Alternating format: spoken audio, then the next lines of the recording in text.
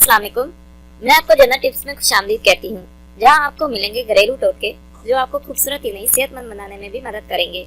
तो देर मत कीजिए, अभी हमारे चैनल को सब्सक्राइब कीजिए और रोजाना नई अपडेट्स हासिल कीजिए। शुक्रिया। इंशाल्लाह हमारी हर नई वीडियो आपके लिए बहुत मुफीद साबित होगी। आज हम आपको बताएंगे अड़द की दाल के फवाइद। अड़द की दाल बरसगीर पाक हिंद की एक बेशकीमत शय है। इसमें दालों से ज्यादा ग़िज़ाइयत हासिल होती है।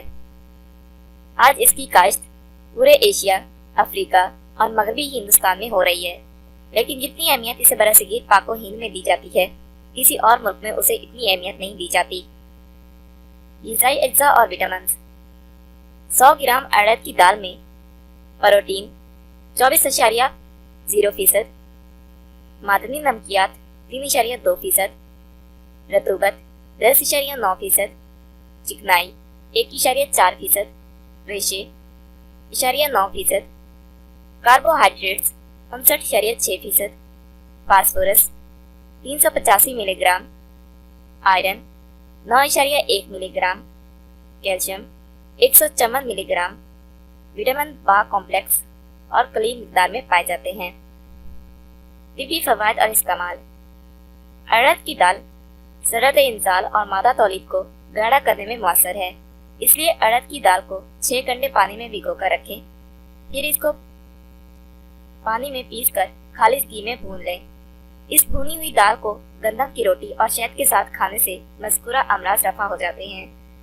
अड़द की दाल जब घी में भून ली जाती है तो जबरदस्त जिनसी टॉनिक बन जाती है।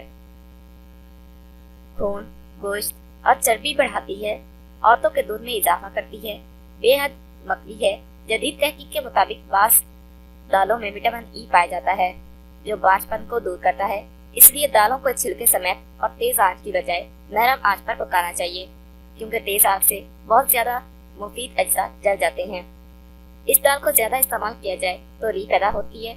ऐसे अफराद जो गंठिया और जोड़ों के दर्द में मुब्तला हों या जिनको मसाने की पथरी की शिकायत हो, उन्हें चाहिए कि अड़द की दाल किसी भी शक्ल में इस्तेमाल ना करें।